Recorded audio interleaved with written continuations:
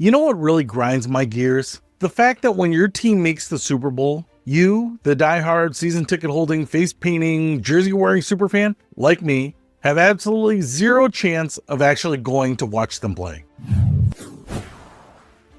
What's happening, Panda Nation? Peter Von Panda here. Let me paint you a picture. It's 2025, and my Detroit Lions have finally made it to the Super Bowl.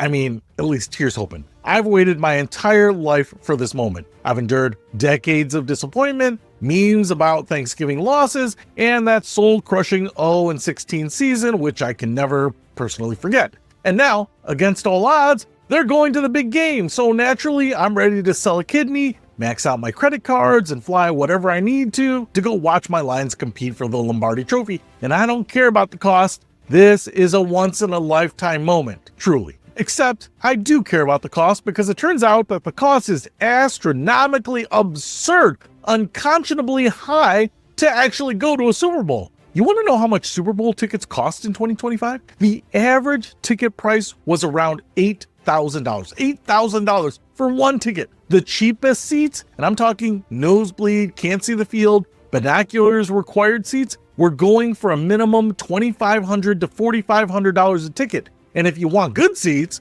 premium spots were selling for $12,000 to $22,000 a ticket. Let me put that into perspective for you. For the cost of 2 decent Super Bowl tickets, you could buy a used car, a pretty nice one, and you could take your family on vacation to Europe. You could make a down payment on a house in some parts of the country. But instead, you're spending it on 3 hours of football where you'll be sitting so far away that the players look like ants, and you'll spend your entire game watching the Jumbotron anyway. Super Bowl has officially become an event for only the rich and well-connected. Corporate sponsors, the celebrities, people whose idea of budgeting is deciding between the $50,000 suite or the $70,000 suite. Meanwhile, the actual fans, the people who have been supporting these teams for years, through the wins and the many losses, are priced out completely.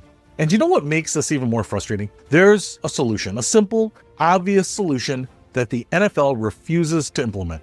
Home stadium watch parties. Think about it. When the Chiefs made the Super Bowl, why wasn't Arrowhead Stadium, one of the loudest, most electric stadiums in the NFL, packed with 76,000 screaming Chiefs fans watching the game together? When the Eagles went to the Super Bowl, why wasn't Lincoln Financial Field hosting the biggest watch party in Philadelphia history? Those stadiums are just sitting there, empty, doing nothing, while millions of fans are crammed into bars, watching at home, or trying to find literally any way to experience the game with other fans. Here's what should happen. Every team that makes the Super Bowl should automatically host a massive viewing party at their home stadium. You show up, you're surrounded by your fans, no opposing team supporters ruining the vibe, and you experience the electricity and energy of 60 to 80,000 people all rooting for the same team. Imagine being a Chiefs fan watching Patrick Mahomes lead a game-winning scoring drive with 75,000 other people in Arrowhead Stadium. Imagine the roar when your team scores. Imagine the collective agony of a bad call, or the explosion of joy when you win the Super Bowl. That's an experience. That's what being a fan is all about. But for decades, the NFL said no. They had this ridiculous policy against mass out-of-home viewing of games. Back in 2018, a Philadelphia columnist literally started a petition trying to convince the NFL to let the Eagles host a watch party at the link when they went to the Super Bowl.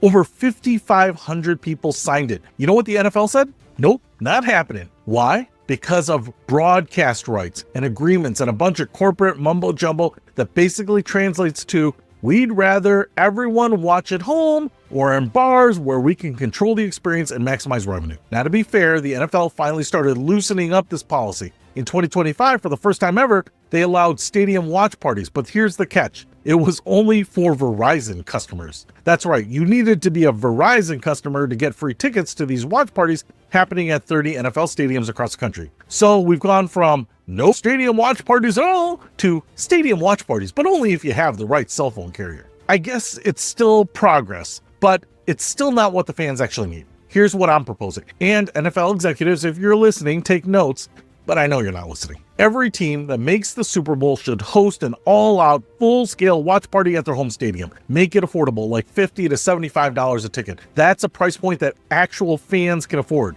You'd sell out instantly. Don't just throw the game on the Jumbotron and call it a day. Make it a real event. And here's how. First, upgrade the viewing experience. Use technology. Install multiple massive screens around the stadium so everyone has a perfect view. But here's the cool part. Use overhead cameras at the actual Super Bowl and project the live feed onto the field itself, turning the entire field into one giant screen showing an aerial view of the game. Imagine watching the game unfold on the field in real time. That's next level. Second, create a full game day experience. This isn't just a 2-hour event. This is an all-day party. Pre-game festivities starting hours before kickoff. Food trucks, elevated concessions, local musicians, entertainers, team legends signing autographs. Make it feel like an actual home game. Third, and this is important, halftime show. Don't just broadcast the official halftime show. Give fans at the watch party their own live entertainment. Local bands, cheerleaders, halftime games on the field. Keep the energy high. Fourth, partner with local hotels to create packages. Make this a weekend experience. Hotels get booked. Restaurants get packed. Local businesses thrive. It's good for the entire city's economy. Fifth, post-game celebrations or commiseration spaces. If your team wins, you're already in the perfect spot for a massive celebration. If they lose, well, at least you're suffering together with your people. And here's the really smart part. In large markets with multiple arenas, you could host additional viewing parties. If you're the Eagles and 70,000 people fill up the link, open up the Wells Fargo Center. That's another 20,000 fans. Have the Sixers or Flyers host a watch party there. Same with college arenas. Spread it around. Give more fans the opportunity to participate. Now, I know what some of you are thinking, Pete, what about the viewing experience? Stadium screens aren't as good as watching at home on a 4K TV.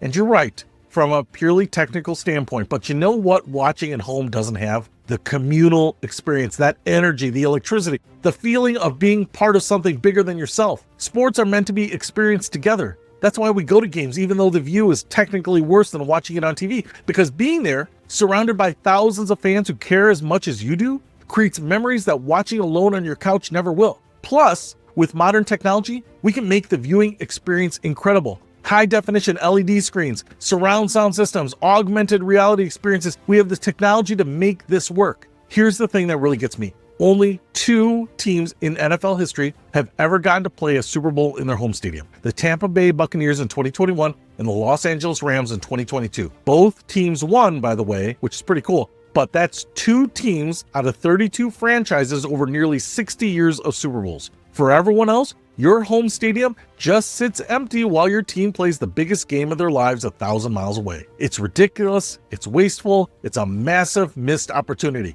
The NFL is constantly talking about fan experience and growing the game and connecting with communities. Well, here's your chance to actually do that instead of just talking about it. Give us stadium watch parties, make them affordable, make them amazing. Let us experience the Super Bowl the way it's meant to be experienced, together as a community in a stadium where we've cheered for our team all season long. Because right now, the message the NFL is sending to fans is, your team made the Super Bowl, congratulations. Unfortunately, you'll be watching it from home because you're not rich enough to actually attend. And guess what? If they're talking about me, they're absolutely right. But nonetheless, it's still wrong. So here's my question for you. Would you attend a Super Bowl watch party at your team's home stadium if they offered it? What features would make it worth the price of admission? Let me know in the comments, because I really want to know what people think about this and if there are other ideas that would make it even better. Because I get it, the NFL is a business. They're going to do what makes financial sense. But sometimes, just sometimes, you need to remember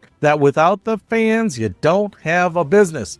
And right now, the Super Bowl has become an event that's completely inaccessible to the average person. Give us stadium watch parties. Give us an affordable way to experience the biggest game of the year with our fellow fans. Give us memories we'll cherish forever. Is that really too much to ask? The truth is, my team may never go to the Super Bowl in my lifetime. And there are many Detroit Lions fans that have passed that were lifetime fans that never saw it. So if it happens, I know I can't afford to go to the Super Bowl, but I would love to have a Super Bowl experience. Is that really too much to ask? Peter Von Panda, out.